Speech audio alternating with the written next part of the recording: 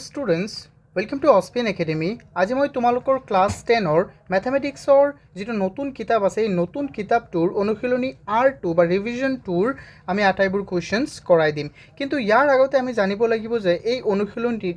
অনুশীলনীটো কোনটো টপিকৰ পৰা দিছে এইটো দিছে আমাৰ ঘন আৰু ঘনমূল তো প্ৰথমে আমি এই ঘন আৰু ঘনমূলৰ বিষয়ে আমি ইয়াৰ সম্পূৰ্ণ আমি বস্তুবোৰ জানিব লাগিব যে ঘন কি হয় ঘনমূল কি হয় যেনেকৈ ইয়াৰ আগতে তোমালোকে চাইছিলা যে বৰ্গ কি হয় আৰু বৰ্গমূল কি হয় তাৰ কাৰণে তোমালোকৰ এই আটাইবোৰ কোৱেশ্চনছ ইয়াৰ R2ৰ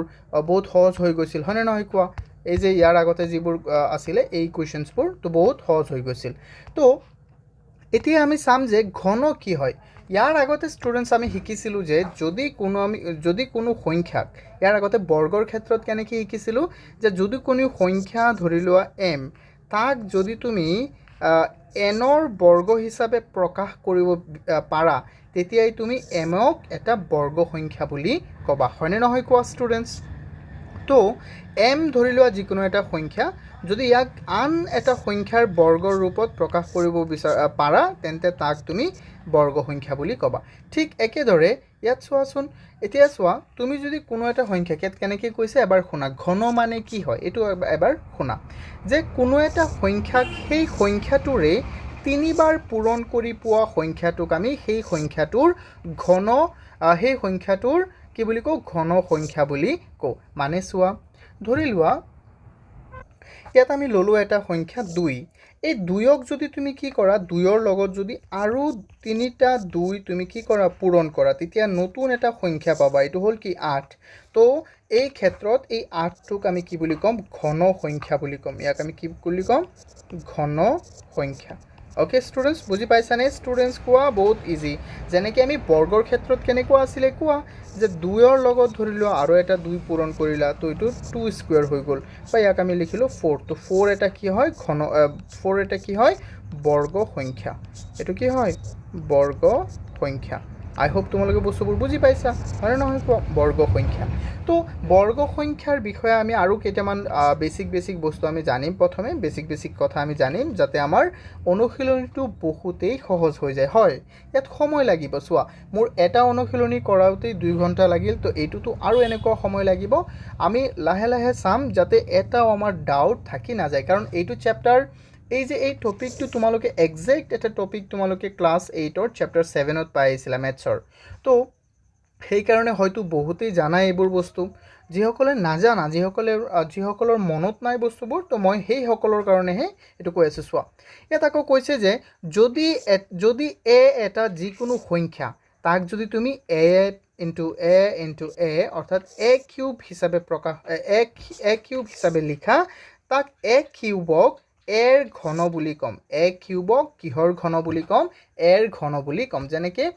1 8 27 যেনেকৈ 1 টো কেনেকৈ হয় ঘন চাবা কাৰণ 1ৰ লগত যদি তুমি তিনিটা 1 যদি একেবাৰে পূৰণ কৰা তেন্তে কি হৈ যাব এইটো 1 হ'ব তিনিটা 2 যদি তুমি কি কৰি দিয়া একেলগে পূৰণ কৰি দিয়া এইটো হৈ যাব 8 আকৌ তিনিটা 3 যদি তুমি একেবাৰে পূৰণ কৰা তেন্তে এইটো কি হৈ যাব 27 তো এই ক্ষেত্ৰত ষ্টুডেন্ট এই 1 টো হল এটা ঘন সংখ্যা মই সিম্পলকৈ লিখিছো আৰু এই 8 টো এটা ঘন সংখ্যা আৰু এই 27 টো এটা ঘন সংখ্যা তো তোমালোকে মনত ৰাখিবা হয় নহয় সোৱা তাৰ পিছত আমাক কি কৈছে যদি কোনো এটা সংখ্যাৰ মৌলিক উৎপাদক বিশ্লেষণত প্ৰতিটো উৎপাদক তিনিবাৰকৈ আহে প্ৰতিটো উৎপাদক কেইবাৰকৈ আহে বুলি কৈছে তিনিবাৰকৈ আহে তেন্তে সংখ্যাটো এটা পূৰ্ণ ঘন সংখ্যা হ'ব তো আমি কেনেকৈ গম পাম যে এইটো এটা পূৰ্ণ ঘন সংখ্যা হ'ব যে যিকোনো সংখ্যাক যদি তুমি তাৰ উৎপাদক বিশ্লেষণ কৰা মৌলিক উৎপাদক বিশ্লেষণ কৰা তেতিয়া যদি তাৰ উৎপাদকবোৰ তিনিবাৰকৈ প্ৰতিটো উৎপাদক যদি তিনিবাৰকৈ আহে তেন্তে তাকহে আমি পূৰ্ণ ঘন কম যেনে এটা উদাহৰণ চাও আমি যেনে এটা উদাহৰণ মই ললো যে ধৰি লোৱা কিমান ললো suppose 125 লও আমি সহজকে 125 লও যেনেকৈ ধৰি লও 125 ললে ইয়াক আমি 5 ৰে হৰণ দিম ই যাব 25 বাৰ আকৌ উৎপাদক বিশ্লেষণ যেহেতু আকৌ 5ৰে হৰণ দিম কাৰণটো বুজি পাইছাই চেপ্টাৰ এইটো R1ত মই বিতংকি কৈ দিছিলোঁ যে এইটো যেহেতু অযুগ্ম সংখ্যা হ'লে আমি 5ৰে যেহেতু তাৰ শেষত 5 আছে সেইকাৰণে আমি 5ৰে হৰণ দি আছোঁ তো আকৌ 5 বাৰ গ'ল তো 125ৰ মৌলিক উৎপাদক বিশ্লেষণটো কেনেকুৱা হ'ল যে 5 পূৰণ 5 পূৰণ 5 তো এই ক্ষেত্ৰত চোৱাচোন যেহেতু এই মতে মিলি গ'ল নে নাই প্ৰতিটো সংখ্যা আমাৰ কেনেকৈ আহিল 3 বাৰকৈ আহিছে হয়নে নহয় প্ৰতিটো সংখ্যা 3 বাৰকৈ আহিছে আৰু বৰ্গৰ ক্ষেত্ৰত কি আছিলে নিয়মটো প্ৰতিটো সংখ্যা কেইবাৰ আহিব লাগিব দুবাৰকৈ আহিব লাগিব হয়নে নহয় কোৱা সো ইজি চোৱা ইয়াত আমাক কৈছে যে 3ৰ ঘনমূল 27 আনহাতে 27ৰ ঘনমূল এতিয়া চোৱা ঘন বস্তুটো তোমালোকে বুজি পাইছা যে ঘন কি হয় ঘন মানে কি হয় সেই সংখ্যাটোকে তুমি যদি তাৰ লগত 3 বাৰ সেম সংখ্যাটো 3 বাৰ পূৰণ কৰা তেন্তে যি নতুন এটা সংখ্যা পাবা সেইটো হ'ব আমাৰ কি ঘন সংখ্যা হয়নে নহয় তো এতিয়া তোমালোকে চোৱা তেন্তে ঘনমূল কি তাৰ ৰিভাৰ্স তাৰ উলুটাটো যেনেকৈ চোৱা 3ৰ ঘন হ'ল 27 আৰু 27ৰ ঘনমূল হৈ গ'ল কিমান 3 সিম্পল যেনেকৈ চাবা তোমালোক হে চোৱা যেনেকৈ স্কুৱেৰৰ নিয়মটো কি আছিলে যে 2 স্কুৱেৰ ইকুৱেল 4 হয়নে নহয় বা 5ৰ স্কুৱেৰ ওপৰত 2 দিওঁ আমি কাৰণ 5 ইয়াত কেইটা পূৰণ হৈ আছে দুটা তো এইটো হ'ব 25 ঠিক একেদৰে তুমি যদি কিউব ঘন যদি লিখিব বিচাৰা তেন্তে তুমি তাক এনেকৈ লিখিবা ওপৰত লিখিবা এনেকৈ 2 লিখি ওপৰত দিবা 3 ঘাটটো 3 দিবা তাৰপিছত এইটো হৈ যাব 8 আকৌ ইফালে ধৰি লোৱা 5ৰ ওপৰত 3 দিবা তো 5 কেইবাৰ বুজাইছে 5 কেইবাৰ পূৰণ হোৱা বুজাইছে নিজৰ লগত 3 বাৰ তো এইটো হৈ যাব আমাৰ 125 আই হোপ বুজি পাইছা হয়নে নহয় কোৱা বহুত ইজি তো ইয়াত এইটো হ'ল আমাৰ চোৱা এই যে এইটোক আমি কওঁ কিউব ৰুট বা ঘনমূল এইটো কি বুলি কওঁ কিউব ৰুট চোৱা তাৰ উলুটাটো যেনেকৈ ৰুট এইটো হ'ল বৰ্গমূল হয়নে নহয় কিন্তু ইয়াত যদি ইয়াত 3 এটা দিয়া তেন্তে এইটো বুজাব কিউব ৰুট যেনেকৈ চাবা যে মই যদি ইয়াত লিখোঁ যে 27ৰ কিউব ৰুটটো কি হৈ যাব যেহেতু কি আছিলে 3 কাৰণ 3ক যদি 3 বাৰ পূৰণ কৰা তেন্তে এইটো হৈ যায় কি 27 আকৌ কিউব ৰুটটো যদি ইফালে আহি যায় তেন্তে ধৰা এই কিউব ৰুটটো ইফালে আহি গ'লে এইটো হৈ যাব ইয়াত কিউব হৈ যাব বুজি পাইছানে যেনেকৈ বৰ্গত আছিলে তোমালোকে সেইটো ভিডিঅ' চাবা বহুত সহজ চোৱা ইয়াত আমাক কেনেকৈ কৈ দিছে চোৱা যেনে 3 কিউব ইকুৱেল 27 আকৌ 27 কিউব ৰুট ইকুৱেল 3 ঠিক একেদৰে আমাক কৈছে যে বি কিউব ইকুৱেল যদি এ হয় তেন্তে এ কিউব ৰুট কি হৈ যাব ইকুৱেল বি হ'ব অ'কে আই হোপ তোমালোকে বুজি পাইছা বেছিকবোৰ যেনেকৈ চোৱা ইয়াত এন ধৰি লোৱা এটা নাম্বাৰ দিছে আমাক 1 তেন্তে 1ৰ স্কুৱেৰ হ'ব 1ৰ কিউব হ'ব 1 2 এটা সংখ্যা 2ৰ স্কুৱেৰ হ'ব 4 আৰু 2ৰ কিউব হ'ব কিমান 2ৰ কিউব হৈ যাব 8 তো এনেকৈ দিছে যে ধৰি লোৱা 4ৰ স্কুৱেৰ হৈ যাব 16 আৰু 4ৰ কিউব হৈ যাব 64 আৰু ধৰি লোৱা 5ৰ কিউব 25 আৰু ইয়াৰ কিউব 5ৰ স্কুৱেৰ 25 আৰু তাৰ কিউব হৈ গ'ল আমাৰ 125 ঠিক একেদৰে তুমি 9টো চোৱা মানে এইকেইটা তোমালোকে নিজে অকণ চোৱা ধুনীয়াকৈ অ'কে ইয়াত চোৱা কি দিছে আমাক যে 9 এটা সংখ্যা যদি হয় নেচাৰেল নাম্বাৰ হয় তেন্তে তাৰ বৰ্গটো কি হ'ব n স্কুৱেৰটো হৈ যাব 81 মানে বৰ্গটো হ'ব 81 আৰু তাৰ কিউব মানে ঘন কি হ'ব 729 729 অ'কে তো ইয়াত আমাক কি কৈছে যে তোমালোকে 11ৰ পৰা 20 লৈকে এটা তালিকা প্ৰস্তুত কৰিব দিছে নিজে এনেকৈ তো তোমালোকক মই এটা ৰিকমেণ্ড কৰিম এটা বস্তু যে 1ৰ পৰা 30 লৈকে বৰ্গবোৰ শিকা আৰু 1ৰ পৰা 20 লৈকে কমচে কম 1ৰ পৰা 20 লৈকে তোমালোকে ঘনৰ তালিকাটো মুখস্থ কৰিবা যাতে চাওঁতেই তোমালোকে কৈ দিব পাৰা ঠিক আছে তো সেইবোৰ বস্তুই যে আমাক যিকোনো অংক এটা সলভ কৰিবলৈ যিকোনো এটা প্ৰবলেম সলভ কৰিবলৈ ৰিগাৰ্ডিং দিছ থিংছ আমাৰ এইটো ইজি হৈ যাব ওকে ষ্টুডেণ্টছ তো এইটো মোৰ একেবাৰে এটা সাধাৰণ কি বুলি কম মই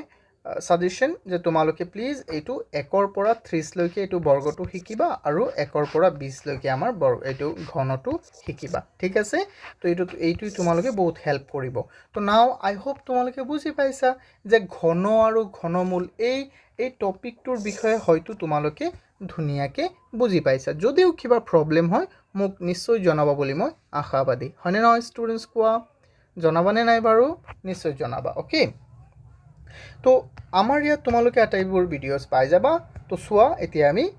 মূল কুৱেশ্যনটোলৈ আহোঁ ষ্টুডেণ্টছ এইটো হ'ল আমাৰ R2 তো আমি অনুশীলনীটো আৰম্ভ কৰোঁ R2 অনুশীলনীটো তো ইয়াত আমাক প্ৰথমটো কুৱেশ্যন কি দিছে এবাৰ ধুনীয়াকৈ চোৱাচোন ইয়াত আমাক দিছে তলৰ কোনবোৰ সংখ্যা পূৰ্ণ ঘন নহয় তলৰ কোনবোৰ সংখ্যা পূৰ্ণ ঘন নহয় তো ষ্টুডেণ্টছ নিয়ম কি আছিলে যেনেকৈ বৰ্গৰ ক্ষেত্ৰত আমি চাই কৈ দিব পাৰোঁ যে এইটো পূৰ্ণ ঘন হয়নে নহয় কিন্তু ইয়াত আমি চাইতো ক'ব নোৱাৰিম কাৰণটো কি জানানে যদি তুমি কিউব বনোৱা তেন্তে চাবা আটাইবোৰ অংক আছেই মই এবাৰ দেখুৱাই দিওঁ নেকি তোমালোকে আকৌ ক'বা ছাৰ ইমান বিতংকে কিয় কয় মই দেখুৱাই দিওঁ শ্বৰ্টকাট চোৱা ষ্টুডেণ্টছ মই ইয়াত কিউব লিখিছোঁ 1ৰ পৰা 10 লৈকে তো ইয়াত আমি এটা বস্তু লক্ষ্য কৰিম যে ইয়াত আটাইবোৰ অংক যে 1ৰ পৰা 0ৰ পৰা 9 লৈকে আটাইবোৰ অংক ইয়াত আছে চাবা 1 আছে ওকে 2 ক'ত আছে আমি চাওঁ এককৰ ঘৰত 2ও আছে 3 ক'ত আছে আমি চাওঁ এককৰ ঘৰত 3ও আছে 4ও আছে 5ও আছে 6ও আছে 7ও আছে 8ও আছে 9ও আছে আৰু 10 মানে কি 0ও আছে তো সেইকাৰণে আমি কি ইয়াতকে আমি চাইখিনি ক'ব পাৰিম যে এইটো এটা পূৰ্ণ ঘন হয়নে নহয় নাই কিন্তু বৰ্গৰ ক্ষেত্ৰত আমি চাইখিনি ক'ব পাৰিম যে চাইখিনি আমি মানে এটা আইডিয়া ল'ব পাৰিম আৰু কোনটো নহয় সেইটো আমি চিয়ৰলি ক'ব পাৰিম কিন্তু আৰু কোনটো হ'ব পাৰে সেইটো আমি ক'ব পাৰিম বৰ্গৰ ক্ষেত্ৰত কিন্তু ঘনৰ ক্ষেত্ৰততো অকণমান বেলেগ হয় তো আমি চাবা বহুতেই ধুনীয়া যিহেতু ইয়াত মই প্ৰথমে কৈ দিছিলোঁ তোমালোকক যে আমি ঘন কেনেকৈ আমি গম পাম যে কোনো এটা সংখ্যা ঘন হয়নে নহয় যে যদি তাক আমি মৌলিক উৎপাদক বিশ্লেষণ কৰোঁ যদি আমি তাৰ কি কৰোঁ মৌলিক উৎপাদক বিশ্লেষণ যেনেকৈ 125ৰ আছিলে যেনে আমি 5ৰে হৰণ দিম 25 আকৌ 5ৰে দিম কি হৈ যাব 5 তো যদি 3বাৰকৈ ওলায় প্ৰতিটো সংখ্যা তিনিবাৰকৈ ওলায় তেতিয়াহে এইটো এটা বৰ্গ সংখ্যা ঘন সংখ্যা হ'ব নহ'লে এইটো ঘন সংখ্যা নহয় তো ব'লা আমি কৰি চাওঁ এটা তো ব'লাচোন আমি চাওঁ আমি ইয়াত লিখোঁ সলিউশ্যন প্ৰথমটো কি আছে আমাৰ প্ৰথমটো আমাৰ অংক দিয়া আছে ইয়াত চোৱা প্ৰথমটো কুৱেশ্যন ইয়াত দিয়া আছে 3757 তো 3757 এইটো আমি চাওঁ তো ইয়াৰ আমি মৌলিক উৎপাদকটো বিশ্লেষণ কৰোঁ আমি চাওঁ মৌলিক উৎপাদক বিশ্লেষণ কৰি 3757 তো ইয়াৰ যদি আমি মৌলিক উৎপাদক বিশ্লেষণ কৰোঁ যেহেতু এইটো এটা অযুগ্ম সংখ্যা তেন্তে আমি প্ৰথমে 3ৰে চাম তো 3ৰে যায়নে নাই আমি কেনেকৈ চাম যে 3 7 10 হৈ গ'ল 10 15 15 আৰু 7 22 হৈ গ'ল তো 22ত 3 নাযায় আকৌ 5ৰে নাযায় আৰু 7ৰে যায়নে নাই এইটো 7ৰেও নাযাব তো এইটো কিহেৰে যাব ষ্টুডেণ্ট জানানে এইটো যাব 13ৰে হৰণ যাব এইটো এটা যেহেতু এইটো চোৱা এইটো 13ৰে হৰণ যাব তো 13ৰে কেইবাৰ যায় আমি চাওঁ তো 13 পূৰণ 13 যদি 3বাৰ পূৰণ কৰা তেন্তে এইটো হৈ যাব 39 কিন্তু 39 তো ইয়াত নাই তো এইটো কেইবাৰ যাব 2বাৰ তো ইয়াত হৈ যাব 2 তেন্তে হৈ যাব আমাৰ 13 ইয়াত 26 হ'ব 26 আৰু 11 থাকি গ'ল তো 11 থাকি গ'ল আমাৰ কিমান হৈ গ'ল ষ্টুডেণ্টছ কোৱাচোন আকৌ তেন্তে 11 হ'লে ইফালে 115 হ'ব কাৰণ এই 5ৰ লগত আহি যাব তো 115ত যায়নে নাই তো 13 8 গুণ হৈ গ'ল 104 হয়নে নহয় তো 104 যদি আমি 13 9 গুণ কৰোঁ তেন্তে কিমান হ'ব ষ্টুডেণ্টছ চোৱাচোন 13 9 গুণ কৰিলে আমাৰ হৈ যাব 117 তো সেইকাৰণে নহ'ব আমি ইয়াত 8 দি পূৰণ কৰিব লাগিব 13 পূৰণ 8 কিমান হৈ যাব 104 তো 104 যদি ইফালে গুচি যায় তেন্তে আমাৰ থাকি যাব কিমান মাত্ৰ 11 থাকি যাব আৰু ইফালে থাকি যাব কিমান তেন্তে আমাৰ আৰু থাকি যাব 117 আকৌ 117ত কেইবাৰ যায় আমি চাওঁ 117তো যাব 9বাৰ অথনিতো মই ক'লোৱেই হয়নে নহয় তো হৈ গ'ল আকৌ এইটো চাওঁ আমি ইয়াত যেহেতু ইয়াত চোৱা তোমালোকে যদি বৰ্গটো যদি জানা 17 পূৰণ 17 কিমান হৈ যায় জানানে তোমালোকে সেইকাৰণে মই কৈছিলোঁ যে 30 লৈকে কমচে কম বৰ্গ শিকিবা 17ক যদি তুমি 17ৰ লগত পূৰণ কৰা তেন্তে এইটো হৈ যাব 289 তো হৈ গ'ল চোৱা তো আমি ইয়াৰ পৰা কি পালোঁ যে আমি ইয়াৰ পৰা পালোঁ 3757 ইকুৱেল কি হৈ যায় যে 13 into 13 into 17 into 17 তো যেহেতু এইটো জোৰ হিচাপে নাই যেহেতু এইটো 3বাৰ এই তিনিওটা মানে প্ৰতিটো সংখ্যা 3বাৰকৈ দিয়া নাই সেইকাৰণে এইটো এটা পূৰ্ণ ঘন সংখ্যা নহয় বুজি পাইছানে ষ্টুডেণ্টছ তো আমি ইয়াত লিখিম যেহেতু ইয়াত প্ৰতিটো প্ৰতিটো সংখ্যা তিনিবাৰকৈ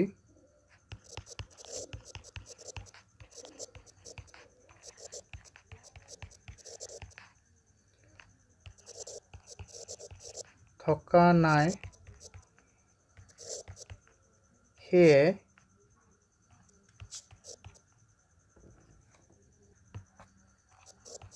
সেয়ে 3757 এটা পূৰ্ণ ঘন সংখ্যা নহয় পূৰ্ণ ঘন সংখ্যা নহয়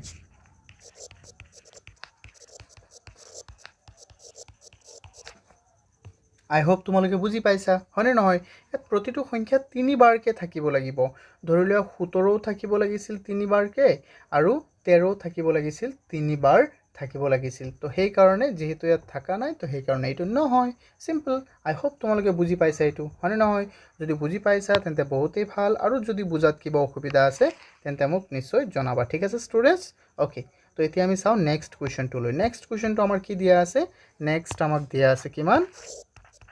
So, next আমাক দিয়া আছে 3375 3375 তো ইয়াত আমি চাও এটো 3375 ৰ আমি উৎপাদক বিশ্লেষণ কৰিম তো চাও কি হয় আমাৰ উৎপাদক বিশ্লেষণ কৰিলে যেহেতু ইয়াত 5 আছে তো এটো এটা অযুগ্ম সংখ্যা তো ইয়াক আমি 3 ৰেও 5 ৰেও হৰণ দিব পাৰিম 5 ৰেও হৰণ দিব পাৰিম বা 3 ৰেও দিব পাৰিম হয় নহয় চাও আমি এবাৰ 3 ৰে জানে 3 3 6 6 আৰু 7 কিমান হৈ যাব 13 আৰু 5 18 যাবই তো 3 ইয়াত যাব এবাৰ 3 ইয়াত যাব এবাৰ ইয়াত এবাৰ আৰু ইয়াত এবাৰ আৰু থাকি গল আমাৰ 7 7ত যাব দুবাৰ এক বাকি থাকিল হৈ গল হাতত না যায় মানে 6ত যাব তোমালোকে বুজিবা বস্তুবোৰ আকৌ ইয়াত যাব কেইবাৰ 5 বাৰ তো ইয়াত হৈ গল আমাৰ 1125 আকৌ 3 ৰে দিব পাৰিম নেকি এবাৰ চাই লও ইফালে হৈ গল 1 + 1 2 2 2 4 4 5 9 তো ইয়াতো 3 ৰে যাব তো 11ত কেইবাৰ যাব 3 তিনিবাৰ হয়নে নহয় আৰু কিমান বাকি থাকিব 2 22 হৈ গল 22ত না যায় 21ত যাব কেইবাৰ 7 বাৰ আৰু কিমান হৈ গল 1 বাকি থাকিল তো আমাৰ কিমান হৈ যাব ইয়াত 15 15ত যাব 5 বাৰ আকৌ আমি কি হাৰে দিব পাৰিম ইয়াত চাওচোন ইয়াত তুমি এতিয়া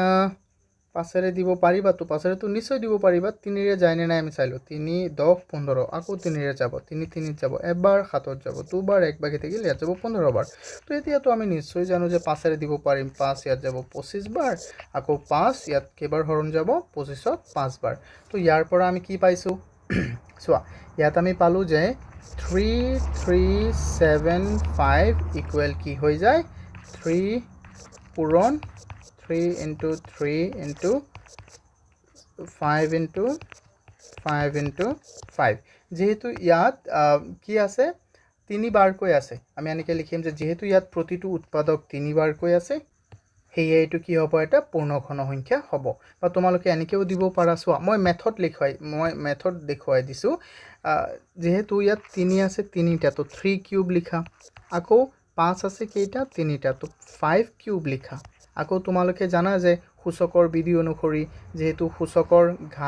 ঘাতবোৰ মিলি মানে ইয়াৰ সোয়া এই পাৱাৰবোৰ মিলি গল হয়নে নহয় পাৱাৰবোৰ মিলি গলে বেসটো বেলেগ হলে এটো পূৰণ হৈ থাকিলে তেন্তে আমি 3 পূৰণ 5 কৰিম আকৌ ইয়াত পাৱাৰটো আমি কমন লিখি দিম ওপৰত 3 লিখি দিম তো ইফালে কিমান হৈ যাব 15 আৰু তাৰ ওপৰত হৈ যাব কিউব তো হৈ গল ইয়াত 15 কিউব হৈ গল তো 15 কিউব হল তেন্তে তো হলে তো এই কাৰণে আমি ইয়াত লিখিম হেয়ে এতেকে আমি এনেকে লিখি দিম এতেকে 3375 এটা পূৰ্ণ ঘন সংখ্যা হয় পূৰ্ণ ঘন সংখ্যা হয় হয় ওকে আই হোপ তোমালোকে বুজি পাইছা তোমালোকে যদি এনেকেও লিখা তেতিয়াও হ'ব ওকে বুজি পাই আছা না ষ্টুডেন্টস কোৱা যদি কিবা প্ৰবলেম হয় বুজা তেন্তে মোক জনাবা ওকে এতিয়া চাও আমি নেক্সট আমাক কি দিয়া আছে আৰু ইয়াত আমাক দিয়া আছে 3332 অৰ্থাৎ এতিয়া এইটো আমি কৰি চাম এতিয়া চাবা এতিয়া কি ওলাই ইয়াত আমি চাও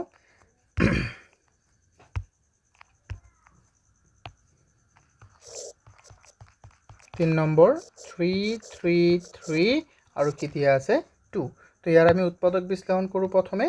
তো 3332 যদি আমি উৎপাদক বিশ্লেষণ কৰো এটো যেহেতু যুগ্ম সংখ্যা তো 2 এৰে নিশ্চয় যাব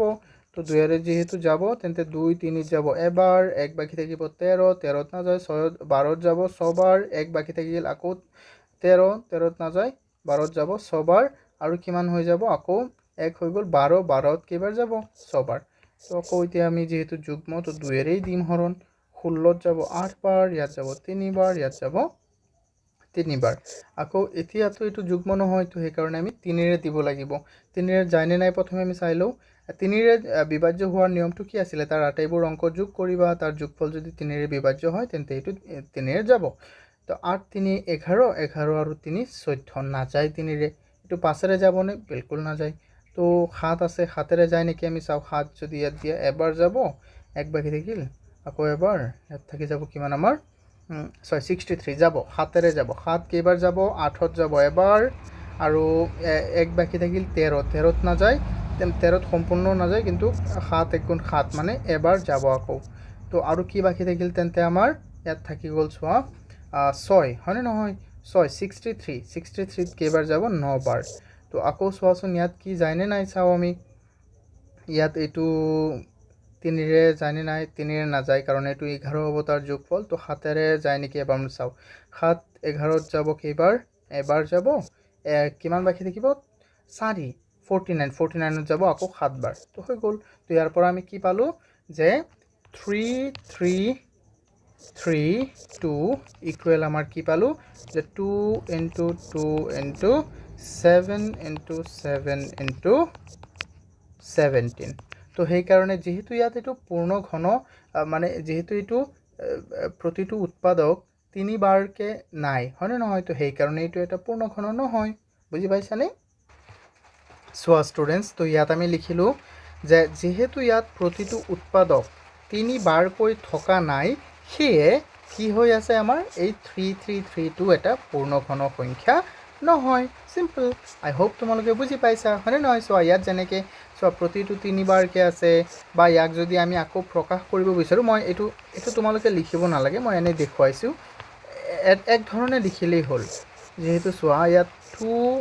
2 স্কয়াৰ 7 স্কয়াৰ আকৌ 17 আছে তো সেই কাৰণে এটো নহয় আটাইবোৰ কেনেকৈ হ'ব লাগিছিল ধৰিলো আটাইবোৰ হ'ব লাগিছিল 2 কিউব 7 কিউব আৰু 17 কিউব এনেকুৱা যদি হলেহেতেন তেতিয়া আমি ক'ব পাৰিলো হয় যে এটো এটা কি হ'ব পূৰ্ণ ঘন সংখ্যা হ'ব ওকে আনাদাৰ দেন এটো এটা পূৰ্ণ ঘন সংখ্যা নহয় স্টুডেন্টস তো যদি তোমালোকে এটো বুজি পাইছা যে আমি কেনেকৈ কৰিছো তেন্তে আমি ইয়াত এতিয়া 4 নম্বৰটো চাও তো মই ভাবো তোমালোক নিজে নিজে 4 নম্বৰটো পৰীক্ষা কৰিব পাৰিবা যে এটো এটা পূৰ্ণ ঘন সংখ্যা হয় নে নহয় আই হোপ পাৰিবা হয়নে নহয় তোমালোকে উৎপাদক বিশ্লেষণ কৰি নিজে নিজে কৰিবা কাৰণ নিজে যেতিয়া কৰিবা যে তেতিয়া তোমালোকৰ এই বস্তুবোৰ বুজাত বহুত সহজ হ'ব নিজে যেতিয়া তোমাৰ নিজে চেষ্টা কৰিবা তো এই বস্তুৰ মনত বেছি ৰৈ যাব ওকে তো আমি এতিয়া নেক্সট কোৱেশ্চনটো লৈ ফোকাস কৰো ওকে স্টুডেন্টস এতিয়া সো আমি চাও 2 নম্বৰ কোৱেশ্চনটো 2 নম্বৰ কোৱেশ্চনটো আমাক কি দিছে ইয়াত কৈছে যে তলৰ সংখ্যা কেইটাৰ ঘনফল নিৰ্ণয় কৰা তো ঘনফল মানে কি আছিল যেনেকৈ বৰ্গফল মানে মইতো অথনি বুজাই দিছো যে বৰ্গফল মানে আগতে কি আছিল কোৱা যিকোনো সংখ্যাৰ যদি তাক তুমি দুবাৰ পূৰণ কৰা সেই সংখ্যাটোকে দুবাৰ পূৰণ কৰিলে তাৰ লগতে মানে পূৰণ কৰিলে কি হ'ব তাৰ বৰ্গফল হ'ব কিন্তু ঘনফল মানে কি তাক তিনিবাৰ সেম সংখ্যাটোক যদি তুমি তিনিবাৰ পূৰণ কৰা তেন্তে সেই সংখ্যাটোৰ ঘনফল ওলাই যাব যেনে কি ইয়াত হৈ গ'ল 8 তো ইয়াত আমাক কি কৈছে যে ইয়াৰ 19ৰ আমি ঘনফল নিৰ্ণয় কৰিব লাগে তো এটো বহুতই ইজি হয়নে নহয় চাবা কেনেকৈ আমি প্ৰথমে লিখো সলিউশন তো ইয়াৰ ঘনফল যদি তুমি নিৰ্ণয় কৰিব বিচাৰা এক নম্বৰটো আমাক দিছে কি 19 তো এতেকে আমি কম যে 19 কিউব মানে কি হ'ব 19 into 19 into 19 ইকুৱেল কিমান হৈ যাব চোৱাচোন এটো তোমালোকে লিখি লবা পূৰণ কৰি নিজে এটো হ'ব তোমাৰ 6859 ওকে মানে এনেকৈ কৰিবা সিম্পল তো 21ৰ ক্ষেত্ৰত কি হ'ব 21ৰ ক্ষেত্ৰত চোৱা 2 নম্বৰটো হ'ল আমাৰ 21 দিয়া আছে তেন্তে আমি ইয়াত লিখিম যে 21 21 তাৰ কিউব তো এটো কি হ'ব 21 into 21 into 21 তো এটো কিমান হৈ যাব স্টুডেন্টস এটো তোমালোকে মনত ৰাখিবা এটো হৈ যাব 9261 তাৰ পিছত চোৱা আমি চাও 3 নম্বৰটো আমাক কি দিয়া আছে 23 ওকে তো আমি 23 ৰ এতিয়া কি কৰিব লাগে ঘন উলিয়াব লাগে 23 তাৰ কিউব আমি ইয়াত লিখিম এতেকে এনেকৈ লিখি ল'ম এতিয়া এইটো মানে কি হ'ব 23 ইনটু 23 ইনটু 23 তো এইটো কিমান হৈ যাব ষ্টুডেণ্টছ মনত ৰাখিবা এইটো হৈ যাব আমাৰ 12,000 মানে 12,167 ওকে তো তোমালোকে এই 4 নম্বৰটো নিজেই কৰিবা 4 নম্বৰটো কি আছে 27 তেতিয়াকে আমি এনেকৈ লিখিম যে 27 ৰ কিউবটো কি হ'ব এইটো তোমালোকে নিজে লিখিবা ষ্টুডেণ্টছ ওকে আই হোপ কিউবৰ কথাটো তোমালোকে বুজি পাইছা কিউব মানে ঘনফল বুজিছানে ঘন কৰা মানে কিউব উলিওৱা তাৰ লগত 3 বাৰ পূৰণ কৰি দিয়া সিম্পল ইমানেই সহজ ওকে এতিয়া আই হোপ তোমালোকে এইটো বুজি পাইছা সঁচাই বুজি পাইছা নে নাই কোৱা কাৰণ মই প্ৰথমেই বহুত সময় এই ঘনফল ঘনমূল ঘন কেনেকৈ ওলায় এই বিষয়ে মই তোমালোকক কৈছিলোঁ হয়নে তো এতিয়া চাওঁ আমি নেক্সট কুৱেশ্যনটো আমাক কি দিয়া আছে ষ্টুডেণ্টছ এবাৰ চোৱাচোন ইয়াত আমাক দিয়া আছে যে তলৰ প্ৰতিটো সংখ্যাৰ ঘনৰ একক স্থানৰ অংকটো কি হ'ব যেনেকৈ তলৰ প্ৰতিটো সংখ্যাৰ আমাৰ তাক যদি তুমি ঘন কৰা যেনেকৈ চোৱাচোন ইয়াত আমি ঘন কৰিছিলোঁ ন যেনেকৈ ইয়াত আমি 19 ৰ ঘন কৰিছিলোঁ তো 19 ৰ ঘনৰ একক স্থানত কি ওলাইছে 9 এইটো কেনেকৈ ওলাইছে জানানে এই যে তাৰ একক স্থানত কি আছে 9ক যদি তুমি ঘন কৰা 9ৰ ঘন কি আছিলে 1ৰ পৰা যে 20 লৈকে ঘনবোৰ শিকিব কৈছিলোঁ মই 9ৰ ঘন কি আছিলে 9ৰ ঘন আছিলে 729 তো তাৰ একক স্থানত কি আছে 9 তো সেইকাৰণে আমি যিমানেই ডাঙৰ সংখ্যা হওক লাগিলে এনেকুৱা এটা সংখ্যা দিয়ক 2611269 তো এনেকৈ দিয়ক তাৰো ঘনৰ একক স্থানত কি হ'ব 9 হ'ব মনত ৰাখিবা যদি এটাৰ হয় তেন্তে আটাইবোৰৰ কি হ'ব একেই হ'ব তেন্তে আমি এইকেইটা লিখিম চোৱাচোন যেনেকৈ এইটো 4 আছে ন 14 আছে তেন্তে তাৰ ঘনৰ একক স্থানত কি হ'ব 4 পূৰণ 4 তো 4 গুণ 16 4 গুণ কিমান হৈ যাব আমাৰ 64 তো অৰ্থাৎ এইটো যেহেতু 64 হয় তেন্তে তাৰ ঘনৰ একক স্থানত থাকিব 4 এইটো বৰ্গৰ নিচিনাই হয়নে নহয় কোৱা বৰ্গৰ নিচিনাই হয় তো আমি এনেকৈ লিখিম যে উত্তৰটো চাবা আমি লিখিম সলিউশন আমি 1 নম্বৰটো লিখিম ধৰি লোৱা এনেকৈ 1 নম্বৰ লিখিম যে 14ৰ ঘনৰ একক স্থানৰ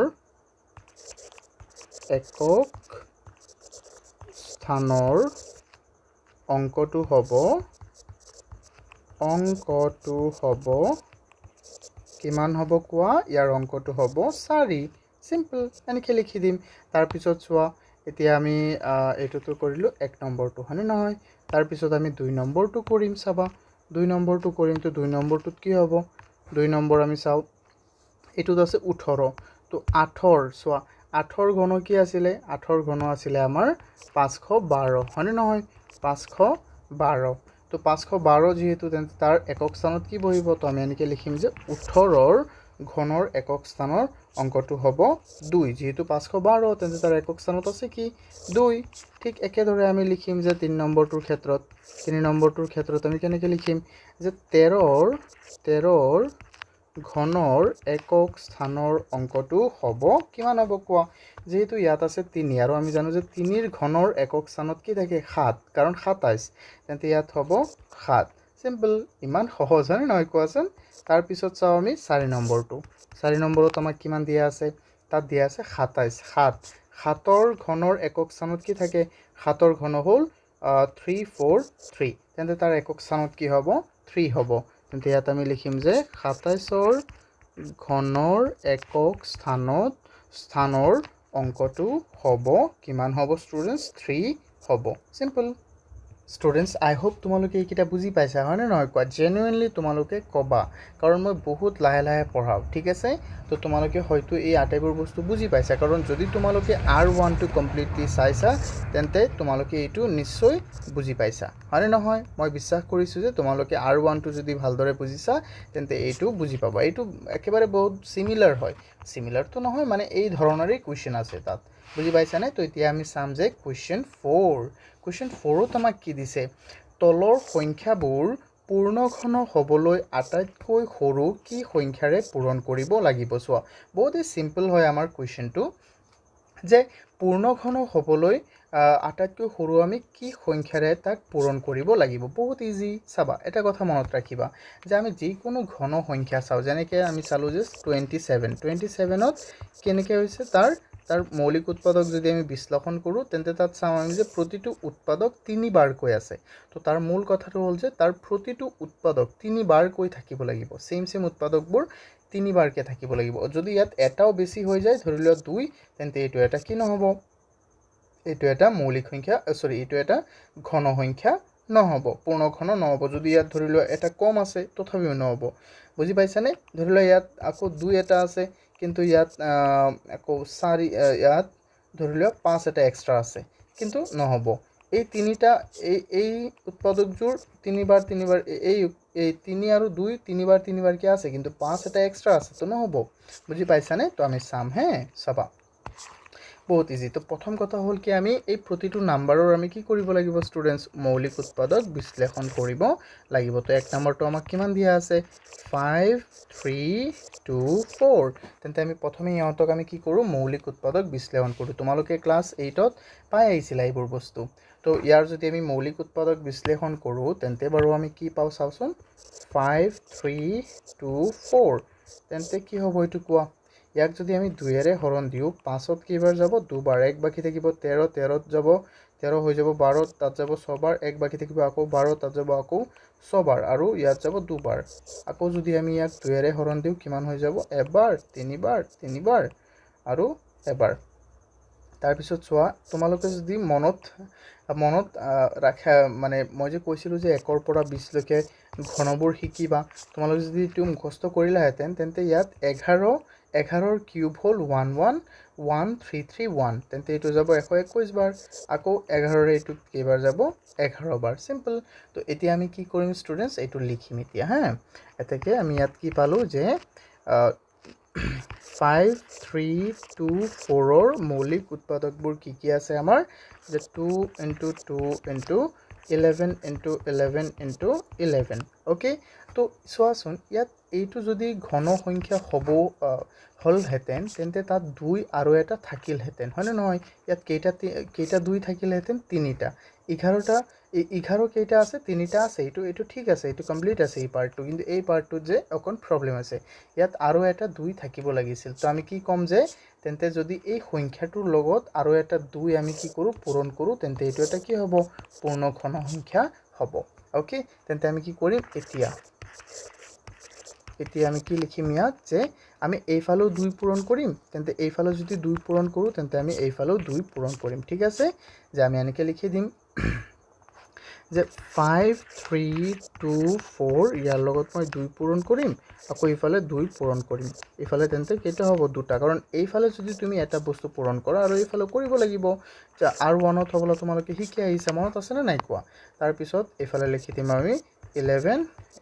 11 * 11 তো মই চোৱা এইটো লিখি দিলোঁ তো ইয়াৰ পৰা আমি কি পাইছোঁ যে এতেকে 5 3 2 4ক যদি আমি আটাইতকৈ সৰু কিহেৰে পূৰণ কৰোঁ মানে ইয়াক যদি আমি 2ৰে যদি আমি পূৰণ কৰোঁ তেন্তে এইটো এটা কি হ'ব পূৰণ কৰিলে এটা পূৰ্ণ ঘন সংখ্যা হয়নে নহয় পূৰণ কৰিলে এটা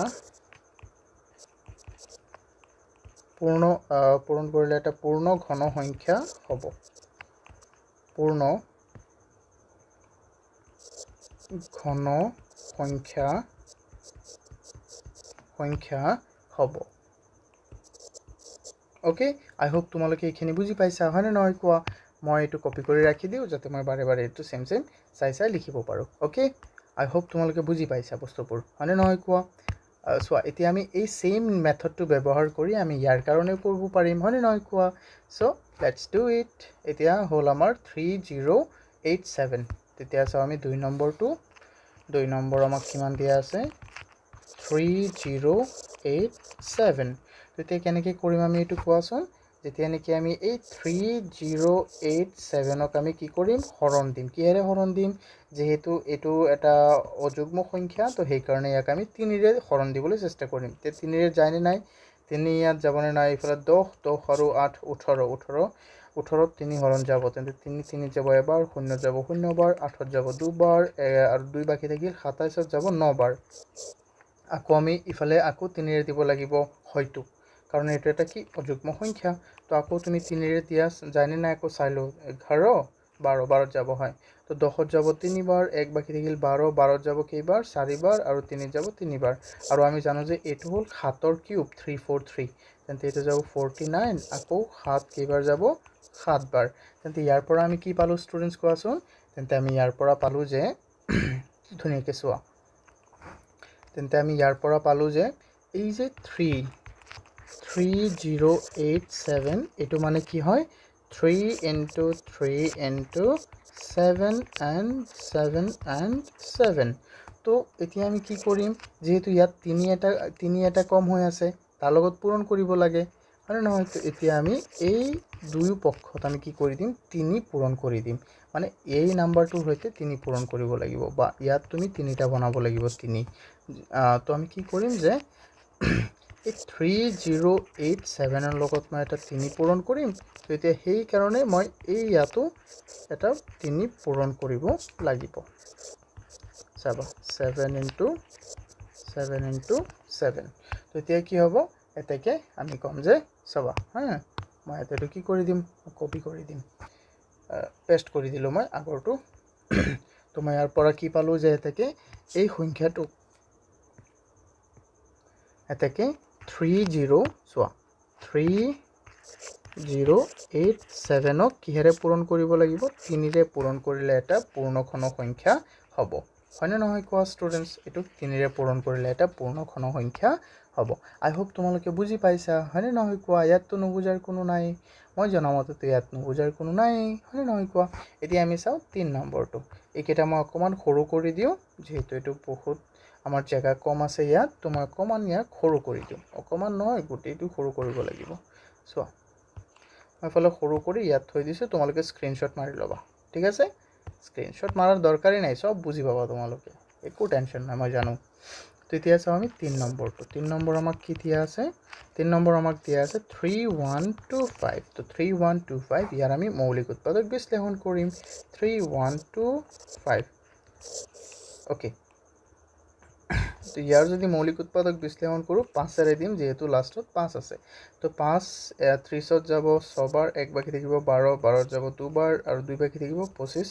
25 যাব 5 বাৰ আকৌ 5 এৰে দিয়া ইয়াত যাব 125 বাৰ আকৌ 5 এৰে দিয়া ইয়াত যাব 25 বাৰ আকৌ 5 এৰে দিয়া কেইবাৰ যাব ষ্টুডেন্টস 5 বাৰ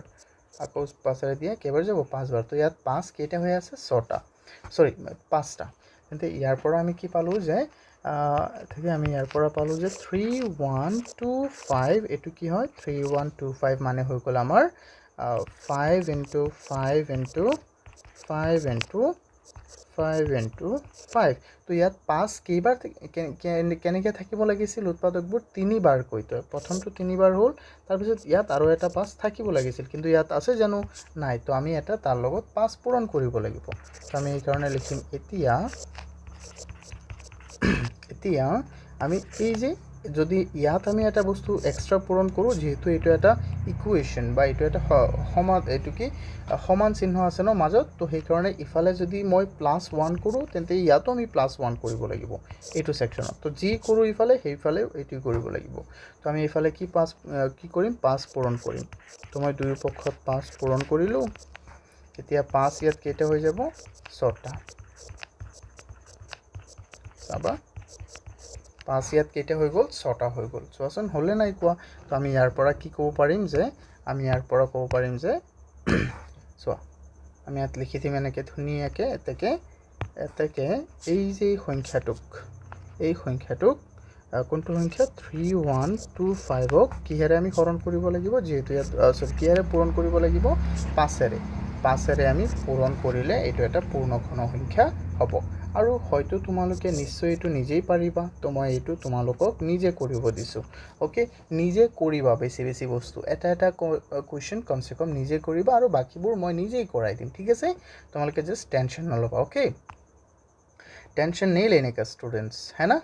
चलो এতিয়া চাও আমি নেক্সট কোৱেশ্চন তো এতিয়া এই কুৱেশ্যনটো আমি চাওঁ। ইয়াত আমাক কি দিছে যে এটা পূৰ্ণঘন পাবলৈ আটাইতকৈ সৰু কি সংখ্যাৰে তলৰ সংখ্যাটোক আমি হৰণ কৰিব লাগে। তো প্ৰথম ক্ষেত্ৰত আমাক কি কৈছিলে যে পূৰণ কৰিব লাগে, কিন্তু এতিয়া আমাক কি কৈছে যে হৰণ কৰিব লাগে। আচ্ছা, পূৰণ কৰিলে কি হয়, এটা বস্তু এড হ'ব। আকৌ যদি হৰণ কৰিব কয় তেন্তে এটা নাইকিয়া হৈ যাব। যেনেকৈ তুমি চাবা যে ধৰি লোৱা মই লিখিলোঁ যে 81, অ'কে। যদি মই লিখোঁ 81, 81ত কি হ'ব, 3ৰে দিবা কেইবাৰ যাব 27 বাৰ, আকৌ 3ৰে দিবা 9 বাৰ, আকৌ 3ৰে দিবা 3 বাৰ। তো ইয়াৰ পৰা 81 ইকুৱেল তুমি কি পাইছা, 3 × 3 × 3 × 3। তো এইটো এটা পূৰ্ণঘন সংখ্যা হ'ব যদি ইয়াৰ লগত তুমি এক্সট্ৰা 3 দুটা তুমি পূৰণ কৰা। আৰু এটা ফলত হ'ব পাৰে যদি ইয়াৰ পৰা এটা 3 নাইকিয়া কৰি দিয়া। তো ইয়াৰ পৰা নাইকিয়া কৰিটো আমি কেনেকৈ নাইকিয়া কৰি দিম কোৱাচোন? যদি তাৰ লগত আমি 3 এটা হৰণ দিওঁ তেতিয়াহে এইটো নাইকিয়া হ'ব, 3 আৰু 3 গুচি যাব। তো এইফালে যদি আমি হৰণ দিওঁ তেন্তেতো এইফালে হৰণ দিব লাগিব, হয়নে নহয়? তো অৰ্থাৎ আমি কেনেকৈ কৰিম এইটো যে 81 / 3 আৰু ইকুৱেল কি হৈ যাব 3 × 3 × 3 × 3, 4টা 3, তাৰ লগতো আমি 3 এটা ডিভাইড কৰিব লাগিব। এই ব্ৰেকেটটো কিয় দিছোঁ, কাৰণ ডিভাইডটো গোটেইটোৰ লগত হৈ আছে, হয়নে নহয়? অ'কে, আই হোপ তোমালোকে বস্তুবোৰ বুজি পাইছে। এতিয়া চোৱা মই কৰিম হে, চাবা উৎপাদক বিশ্লেষণ কৰি মৌলিক উৎপাদক বিশ্লেষণ কৰি আমি এইটো ধুনীয়াকৈ কৰিম। তো সলিউশ্যন লিখিলোঁ মই প্ৰথমে। তো আমাৰ প্ৰথমটো কুৱেশ্যন কি দিয়া আছে, প্ৰথমটো নাম্বাৰ দিয়া আছে আমাক 10368। তো আমি প্ৰথমটো লিখিলোঁ। তো ইয়াত প্ৰথমটো আমাক কি দিয়া আছে 10। এতিয়া আমি ইয়াক কি কৰিম, মৌলিক উৎপাদক বিশ্লেষণ কৰিম। 10368। তো ইয়াক যেতিয়া তুমি কি কৰিবা, মৌলিক উৎপাদক বিশ্লেষণ কৰিবা, তেন্তে কেনেকুৱা হ'ব যে 2 দিলা, ইফালে যাব 5 বাৰ, আকৌ 3ত যাব কেইবাৰ, এবাৰ, আৰু 1 বাকী থাকিব 16ত যাব 8 বাৰ, আৰু 8ত যাব কেইবাৰ, 4 বাৰ। আকৌ তুমি দিয়া 2ৰে হৰণ কেইবাৰ যাব কোৱা, 2ৰে দিয়া ইয়াত যাব তোমাৰ 5ততো নাযায় সম্পূৰ্ণ, কিন্তু 4ত যাব 2 বাৰ, 1 বাকী থাকি গ'ল 10, 11 হৈ গ'ল, 11ত যাব 5 বাৰ, আকৌ 1 বাকী থাকিল 18, 18ত যাব 9 বাৰ, আৰু ইফালে হৈ যাব কেইবাৰ 2 বাৰ। আই হোপ বুজি পাই আছা। তাৰপিছত চাওঁ আমি আকৌ 2ৰে দিম, 2ত যাব এবাৰ, ইয়াত যাব 2 বাৰ, 1 বাকী থাকিল 18, 19 হৈ গ'ল, 18ত যাব 9 বাৰ, আকৌ 1 বাকী থাকিল কিমান হৈ যাব 12, ইয়াত যাব 6 বাৰ। তাৰপিছত চাওঁ আমি আকৌ আমি কিহেৰে হৰণ দিম, 2ৰে হৰণ দিম। আকৌ 2ৰে হৰণ দিলে এইটো হৈ যাব 6 বাৰ, আৰু ইফালে যাব তোমাৰ 4 বাৰ, 1 বাকী থাকিল 16ত 8 বাৰ, আকৌ 2ৰে দিয়া ইয়াত যাব 3 বাৰ, 2 বাৰ, 4 বাৰ, আকৌ 2ৰে দিয়া, আকৌ 2ৰে দিলে কিমান হৈ যাব, আকৌ 2ৰে হৰণ দিলে ইয়াত 3ত যাব এবাৰ, 1 বাকী থাকি গ'ল, 12ত যাব 6 বাৰ, আৰু 4ত যাব 2 বাৰ। আকৌ ইয়াক যদি 2ৰে হৰণ দিয়া ইফালে হৈ যাব 81, আকৌ 2ৰে হৰণ দিয়া 27, আকৌ নাই এতিয়া 3ৰে হৰণ দিব লাগিব, তেতিয়াই 27 হ'ব। আকৌ 3ৰে হৰণ দিবা 27ক, তেতিয়া হৈ যাব এইটো 9, আৰু 3ৰে হৰণ দিয়া এইটো হৈ যাব কিমান, এইটো হৈ যাব তোমাৰ 3। তাৰপিছত চোৱা ইয়াত আমাৰ 2 কেইটা ওলাল, 2, 4, 6, 7টা, হয় নহয়? 2 কেইটা ওলাল 7টা, আৰু ইয়াত 3 কেইটা ওলাল 4টা। তো এই যে এইকেইটা চোৱা, যদি মই মিলাওঁ 3টা এইটো মিলি গ'ল, ইয়াত এক্সট্ৰা এটা 2 আছে আৰু এক্সট্ৰা এটা 3 আছে, তেন্তে আমি হৰণ কি কৰিব লাগিব, এই 3 আৰু 2, অৰ্থাৎ 6 এটা আমি হৰণ কৰিব লাগিব। বুজি পাইছানে? তো ইয়াত আমি লিখিম, ডাইৰেক্ট লিখি দিম, কিউব বনাই লিখি দিম, তেতিয়া ইজি হ'ব আমাৰ কাৰণে, যে 10368 কিউব বনাই লিখি দিম। কেনেকৈ চাবা, 2 কেইটা আছে, 2 কিউব, তাৰপিছত আছে আকৌ এটা এক্সট্ৰা 2, কাৰণ 7টা আছে, হয়নে নহয়? তাৰপিছত মই লিখিম 3 কিউব আৰু এক্সট্ৰা এটা 3। তো ইয়াত আমাৰ এক্সট্ৰা কি আছে, এই 2 আৰু এই 3। তো আমি কি কৰিম, এইকেইটা আঁতৰাই দিম। তো এইকেইটা ইয়াৰ পৰা কেনেকৈ আঁতৰাব পাৰিবা, যদি 6ৰে দিয়া হৰণ, যদি 6ৰে হৰণ দিয়া 2, 6ত যাব 3 বাৰ, আকৌ 3, 3ত যাব গুচি গ'ল না নাই কোৱা। তো এই ধৰণে আমি কৰিম, চাবা হে, মইতো জাষ্ট এইটো দেখুৱাইছোঁ। তেতিয়া আমি কি কৰিম, চোৱা ষ্টুডেণ্টছ, 10368, ইয়াক এতিয়া 6ৰে হৰণ দিব লাগিব, কাৰণ 2 পূৰণ 3 6, তো ইয়াক আমি 6ৰে হৰণ দিম। তো 6ৰে হৰণ দিলে কিমান হৈ যাব কোৱাচোন? 6ৰে যদি হৰণ দিয়া তেন্তে ইয়াত তুমি আকৌ 6ৰে হৰণ দি দেখুৱাব পাৰিবা, নহ'লে গোটেইটো লিখি দিয়া। ইয়াক যদি 6ৰে হৰণ দিয়া তেন্তে এনেকুৱা হ'ব 2 কিউব 3 কিউব বুজি পাইছানে বা তুমি ইয়াক যদি হৰণ ইয়াতো দেখুৱাব বিচাৰা তেন্তে তুমি এনেকৈ দিব পাৰা ইনটু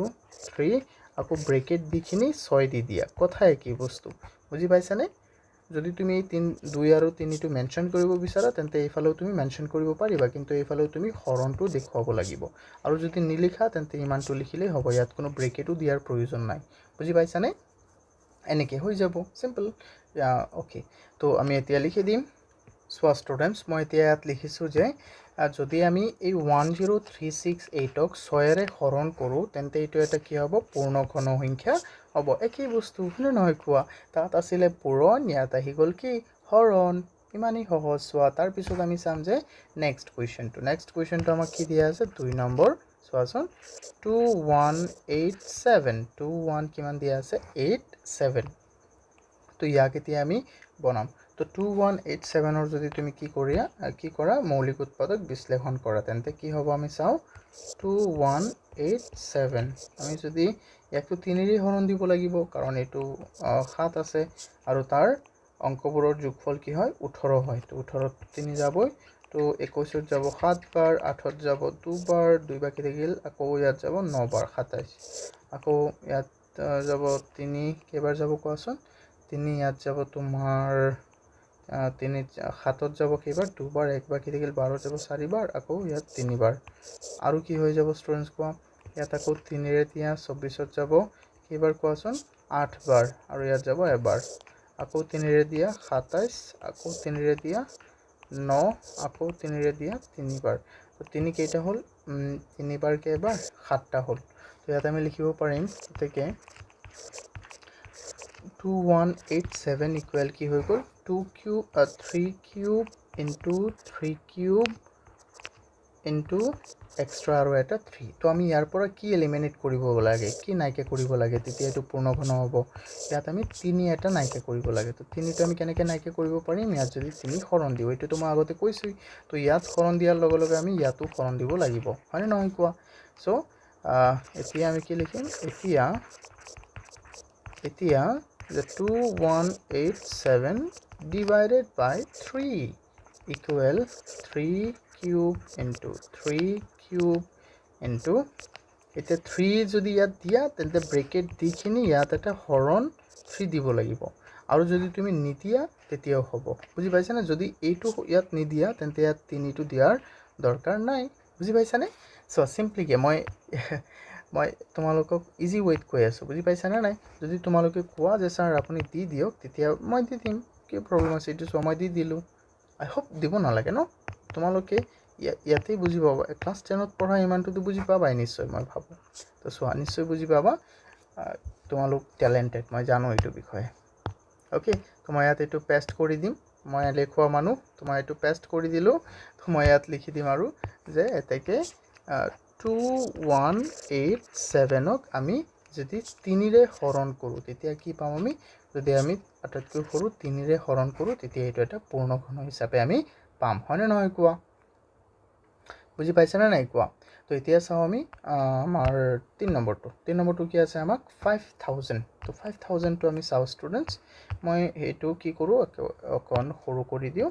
কাৰণ আমাৰ জেগাৰ নাথনি ঠিক আছে তো এতিয়া মই একেবাৰে ইয়াক হৰণ সৰু কৰি ইয়াতে থৈ দিলোঁ তাৰপিছত চাওঁ আমি 5000টো দিয়া আছে আমাক তো 5000টো আমি চাওঁ আমি কি কৰিব লাগে 5000ক আমি মৌলিক উৎপাদক বিশ্লেষণ কৰিম প্ৰথমে 5ৰে দিম 1000 বাৰ আকৌ 5ৰে দিম কেইবাৰ যাব কোৱা 5ৰে দিলে কেইবাৰ যাব ইয়াত যাব 2 বাৰ আৰু ইয়াত যাব কেইবাৰ 0 বাৰ 200 বাৰ আকৌ 5ৰে দিওঁ ইয়াত যাব কেইবাৰ 4 বাৰ আৰু 0 বাৰ আকৌ 5ৰে দিওঁ 8 বাৰ আকৌ 2ৰে দিওঁ 4 বাৰ 2ৰে দিওঁ 2 বাৰ তো ইয়াৰ পৰা আমি কি পালোঁ 5 4টা মানে 3টাকে বনাম আৰু 2 3টা তো এটা 5 আমাৰ এক্সট্ৰা হৈ আছে হয়নে নহয় কোৱা এটা 5 আমাৰ কি হৈ আছে ষ্টুডেণ্টছ এক্সট্ৰা তো আমি ইয়াত লিখিম এতেকে 5000 equal 5 cube into 2 cube into 5 এটা এক্সট্ৰা হৈ আছে তো ইয়াৰ পৰা আমি এলিমিনেট কৰিব লাগিব এই 5ক তেতিয়া আমি কি কৰিম দুয়ো পক্ষত আমি 5ৰে হৰণ দিম হয়নে নহয় কোৱা এতিয়া আমি 5000ক আমি হৰণ দিম 5ৰে তো তেতিয়া আমাৰ কি থাকি যাব 5 cube divide 5 cube into 2 cube থাকি গ'ল যেহেতু তিনিটা হ'ব লাগে তো এতিয়া আমি কি লিখিম এটাকে এনেকৈ আমি এতিয়া লিখি দিম চোৱা ইয়াত আমি লিখি দিম যে এটাকে এই সংখ্যাটোক মানে 5000ক যেতিয়া আমি 5ৰে হৰণ দিম তেতিয়া এইটো এটা পূৰ্ণঘন সংখ্যা হ'ব বুজি পাইছানে নাই কোৱা আই হোপ তোমালোকে এইখিনিও বুজি পাইছা তো এইটোতো তোমালোকে নিজেই পাৰিবা হয়তো এইটো নিজেই পাৰিবা তো এইটো মই তোমালোকক হোমৱৰ্ক হিচাপে দিলোঁ তো নিজে কৰিবা নিজে যেতিয়া কৰিবা ন তেতিয়া তোমালোকে বস্তুবোৰ ইমান ধুনীয়াকৈ মানে নিজৰ পৰা বুজি পাবা এইবোৰ তেতিয়া তোমাক কোনেও আকৌ কৈ দিব নালাগে বুজি পাইছানে হ্যাঁ নিজৰ পৰা যেতিয়া শিকিবা বস্তুবোৰ তেতিয়া মনত থাকিব বহুত দেৰিলৈকে তেতিয়া নুভুলা তোমালোকে এইটো বস্তু চোৱা এতিয়া চোৱা আমাক দিছে যে এই সংখ্যাবোৰৰ কি কৰিব লাগে নিম্নলিখিত সংখ্যাকেইটাৰ ঘনমূল উলিওৱা তো এই সংখ্যাকেইটাৰ ঘনমূল উলিওৱাটো বহুত ইজি চাবা কেনেকৈ এইটোতো মুখস্থ কৰিলে হয় এইটো হ'ল আমাৰ 11ৰ ঘনমূল এইটো হ'ল 12ৰ ঘনমূল এইটো হ'ল আমাৰ 13ৰ ঘনমূল এইটো হ'ল 13ৰ ঘনমূল আৰু এইটো কিহৰ ঘনমূল হ'ব এইটো হ'ব আমাৰ 14ৰ কাৰণ 4 4 গুণ 16 16 4 গুণ 64 ইয়েস এইটো আছিল 14ৰ ঘনমূল তো ইমান ইজি ওয়েত তোমালোকে ওলাই দিব পাৰিবা কিন্তু কেনেকৈ কাৰণ মোৰ মুখস্থ আছে কিন্তু তোমালোকে মুখস্থ কৰিবা 1ৰ পৰা 30 লৈকে বৰ্গটো মুখস্থ কৰিবা আৰু 1ৰ পৰা কমসে কম 20 লৈকে ঘন মুখস্থ কৰিবা কাৰণ ক্লাস 10ত এতিয়াতো চোৱা এমসিকিউৰ যুগ এমসিকিউ যিকোনো ধৰণে আহি যাব পাৰে fast within a minute we need to find out the answer so within a minute কলেও ভুল হ'ব within fraction of a minute okay তেনেকৈ আমি ওলাব লাগিব চোৱা কেনেকৈ আমি ওলাম উৎপাদক বিশ্লেষণ কৰি এইটো তোমালোকে চাবা চোৱা সলিউশন লিখো মই সলিউশন ৰঙা চিয়াহী হ'ব সলিউশন 1 নম্বৰ কি দিয়া আছে 1331 তো ইয়াৰ যদি আমি উৎপাদক বিশ্লেষণ কৰোঁ 1331 এইটো সদায় মনত ৰাখিবা 11ৰে হৰণ যাব কিয় মই কৈ দিম 3ৰে নাযায় 3ৰে নাযায় 5ৰে নাযায় 7ৰে নাযায় 11ৰে যাব কেইবাৰ যাব 121 বাৰ আকৌ 11ৰে দিয়া 11ৰে বাৰ যাব তো ইয়াত আমাৰ কি ওলাল যে 1331 ইকুৱেল হৈ গ'ল 11 into 11 বা 11 কিউব লিখিলেও হ'ব যদি ডাইৰেক্ট এনেকৈ 11 কিউব লিখা তেতিয়াও হ'ব হা মই একেবাৰে মানে সৰু ষ্টুডেণ্টৰ নিচিনা তোমালোকক বুজাই দি আছোঁ এতিয়া আমি কি কৰোঁ কিউব ৰুট মানে ঘনমূল মানে কি কিউব ৰুটটো কেনেকুৱা আছিলে ইয়াৰ ওপৰত এনেকুৱা 3 থাকিব তো 1331 ইকুৱেল কি হ'ব কিউব ৰুট ওলাবলৈ সদায় 3 বাৰৰ পৰা মানে 3টাৰ পৰা মাত্ৰ এটা ল'ব লাগে হৈ গ'ল তো ইয়াৰ কিউব ৰুট কিমান হৈ গ'ল 11 এনেকৈ কৰিব লাগে হয়নে নহয় তোমালোকে নিশ্চয় জানা এইটো তাৰপিছত চোৱা 1728 তাৰপিছত আমি চাওঁ 2 নম্বৰটো 1728 তো 1728ৰ আমি যদি ঘনমূল ওলাও তেন্তে ইয়াক আমি প্ৰথমে 2ৰে হৰণ দিম চাবা এইটো হ'ল 12ৰ কিন্তু মই আগতে কৈ দিলোঁ 2ৰে হৰণ দিলে ইয়াত 16 যাব 8 বাৰ 1 বাকি থাকিল 12 যাব 6 বাৰ আকৌ ইয়াত যাব কেইবাৰ 4 বাৰ হয়নে নহয় তাৰপিছত আমি চাওঁ ইয়াত কেইবাৰ যাব চোৱা তাৰপিছত ইয়াত কেইবাৰ যাব আকৌ দুবাৰ দিয়া 2 দিলে কিমান হৈ যাব 4 3 2 আকৌ 2ৰে দিয়া 2 3 যাব এবাৰ 1 বাকি থাকিল 6 আকৌ এইটো যাব তুমি 3 দিয়া সৰি 5ৰে কিয় দিছোঁ 2ৰে দিয়া 2 যাব এবাৰ 0 আৰু 8 108 তাৰপিছত আকৌ 2ৰে দিয়া 54 মানে 10 যাব 5 বাৰ 8 যাব 4 বাৰ আকৌ 2ৰে দিয়া এইটো হৈ যাব 27 এতিয়া 3ৰে দিয়া 9 3ৰে দিয়া 3 বাৰ তো ইয়াৰ পৰা আমি কি পালোঁ যে ইয়াত আমাৰ কেইটা কি আছে কোৱা 2 আছে 6টা আৰু 3 আছে 3টা তো 1728ত 2 কিউব কেইটা আছে 2 কিউব আছে 2টা মানে 2 আছে 6টা মুঠতে 3টা আৰু 3 আছে 3ৰ কিউব আছে এটা মানে 3টা তো সেইকাৰণে 3 কিউব লিখিছোঁ এতেকে আমি কি কৰিব পাৰোঁ কোৱাচোন যে যদি আমি কিউব ৰুটটো ইয়াত বহাওঁ কিউব ৰুট 1728 তেন্তে এটা মানে তিনিটাৰ পৰা সদায় কেইটা ল'ব লাগে এটা তেন্তে ইয়াৰ তিনিটাৰ পৰা এটা লৈছোঁ এই তিনিটাৰ পৰা এটা লৈছোঁ আৰু ইয়াত এই তিনিটাৰ পৰা মই এটা ল'ম তেন্তে কিমান হ'ব 2 গুণ 4 4 3 গুণ কিমান 12 হৈ গ'ল আই হোপ তোমালোকে বুজি পাই আছা হয়নে নহয় কোৱা এতিয়া চাওঁ আমি নেক্সট ধৰি লোৱা মই এইটো চালোঁ 3 নম্বৰটোত আমাক কি দিয়া আছে আমি চাওঁ 3 নম্বৰত আমাক কি দিয়া আছিলে 2197 তো 2197 যেতিয়া তুমি উৎপাদক বিশ্লেষণ কৰিবা এতিয়া কি হ'ব এতিয়া তুমি ইয়াক 3 ৰে তো হৰণ দিব নোৱাৰিবা সৰি ইয়াত 2 ৰে তুমি হৰণ দিব নোৱাৰিবা তো আমি 3 ৰে ট্ৰাই কৰোঁ ইফালে হৈ যাব 3 3 10 হৈ গ'ল 3 7 10 10 আৰু 9 হৈ গ'ল আমাৰ কিমান 19 তো নাযায় তো 3 ৰে হৰণ নাযায় 3 ৰে নাযায় 5 ৰে নাযায় 7 ৰে যায় নেকি আমি চাও 21 যাব কেইবাৰ 21 যাব তোমাৰ 3 বাৰ 9 যাব এবাৰ 2 বাকি থাকিল 27 নাযায় তেন্তে কি ৰে যাব এইটো 11 ৰে যাব চোৱা 11 ৰে যাব পাৰে না নাই আমি এইটো চাইলো 11 ত নাযায় 11 তো নাযায় 13 ৰে যাব এইটো 13 ত কেইবাৰ যাব এইটো চোৱা 13 ত যাব এইটো 169 বাৰ 169 কাৰণ চাবা 13 যাব এবাৰ ইয়াত বাকি থাকি গ'ল কিমান 8 89 তো তাত যাব 6 বাৰ আৰু বাকি থাকিল আমাৰ কিমান 89 ইয়াত থাকিব তেন্তে 9 বাৰ যাব আকৌ তুমি 13 ৰে দিয়া হৰণ আকৌ 13 ৰে দিব লাগিব কাৰণ 169 হল আমাৰ 13 ৰ বৰ্গ তো এটো হৈ গ'ল 13 তো ইয়াৰ পৰা আমি কি পালো যে 2197 হল আমাৰ 13 পূৰণ 13 বা 13 কিউব এটা লিখিলেই হল মই জাস্ট বুজাই দি আছো তোমালোকক 13 কিউব এনেকে লিখি দিয়া therefore cube root of 2197 equal কিমান হৈ যাব 13 and that's the answer everyone আৰু তোমালোকে নিজে নিজে এটো কৰিব চেষ্টা কৰিবা কাৰণ নিজে যেতিয়া কৰিবা তেতিয়া বস্তুবোৰ ৰিপিট হৈ যাব তোমাৰ মানে এটো একেবাৰে চিৰ জীৱনৰ কাৰণে মনত থাকিব মানে এনেকুৱা বস্তু ম্যাথছবোৰ যেতিয়া বেছি প্ৰেক্টিস কৰা মানে তোমালোকে বুজি পাইছা নে তো ইয়াতো আমাক সেম কৈছে চোৱা সেম কোৱেশ্চনছ হয় এটো এতিয়া এটো কৰিবা তোমালোকে এটো আমি জাস্ট এইকেটা ওলাব লাগে তো মই কেটামান ওলাই দিছো আৰু বাকিবোৰ বাকি এটা তোমালোকে নিজে ওলাবা ঠিক আছে আই হোপ তোমালোকে বুজি পাইছা হয়নে নহয় কোৱা বুজি পাইছা না নাই প্লিজ কোৱা মোক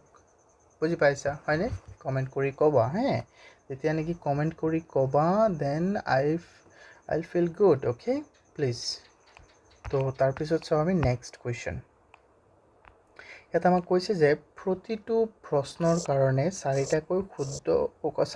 উত্তৰ দিয়া আছে শুদ্ধটো আমি লিখিব লাগে সিম্পল 23 ৰ ঘনৰ একক স্থানৰ অংকটো কি হ'ব 23 ৰ ঘনৰ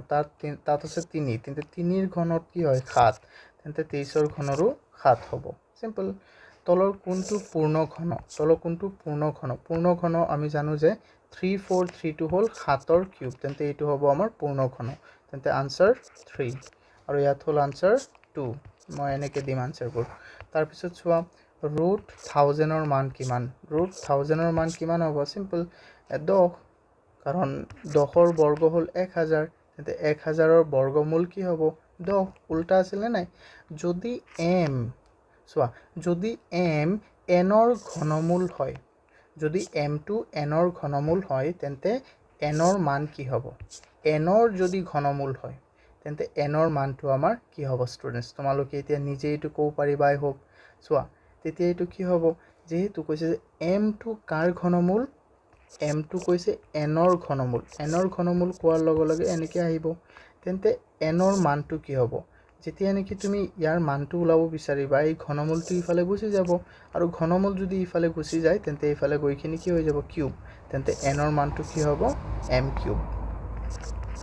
ওকে তাৰ পিছত চাও আমি এটো বহুতবাৰ মেট্ৰিকত আহিছে এটো মানে হল 2 এটো মানে হল 3 এটো মানে হল 4 ইফালে কি হৈ গল আমাৰ 9 আৰু নহয় এটো বহুতবাৰ মেট্ৰিকত আহিছে তো আই হোপ তোমালোকে এটো বুজি পাইছা ইমানে চিলি কোৱেশ্চনছ এটো বহুতই সহজ এটা অনুশীলনী আছিল আমাৰ তো আমি হয়তো এই অনুশীলনীটো ধুনিয়াকৈ বুজি পাইছো যদি কাৰোবাৰ কিবা প্ৰবলেম হয় মোক কমেন্ট কৰি জনাবা আৰু মই সদায় আছো তোমালোকৰ লগত ওকে তো for today it's over everyone thank you